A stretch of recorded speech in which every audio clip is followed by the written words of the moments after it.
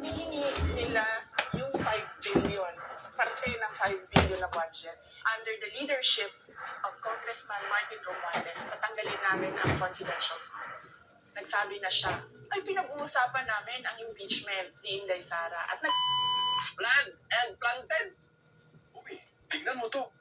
Or wala lang siya nisugot sa mga gusto, sa mga buaya. O nang gi-file siya o impeachment.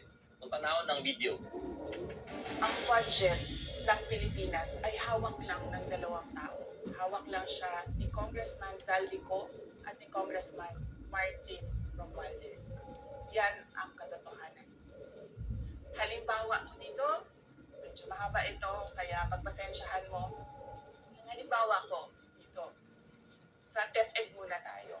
Sa Department of Education, noong taong 2023, merong 5 billion na in-approve para sa classroom construction. So, morning 2023 budget niya sa DepEd. To. Kuwan ng usaha? Ang taon na dili nang dagay din ako, talaga na wala mo. Sana kami gamay lang sa price oy, atay man isa yung kaon oy. Kinahinaya lang do.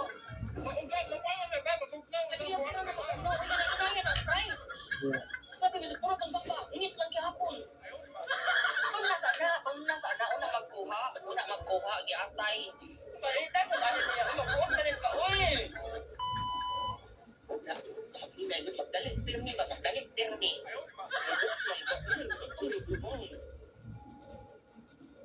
Tulungan mo, makaya na natin yun.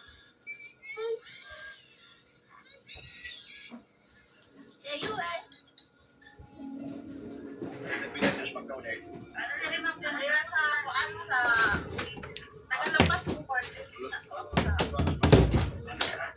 Macau na ka, ma'am? Ano uli lagi na siya tuyo? Ay, ko sa Macau ka, ma'am. Ano ba? Paluwan ni siya ni Sir John. Paluwan siya ni Sa Sir. payawan siya, pinag-magitar ngayon, yan doon ko na. Sa Hong Kong, gagawin niya.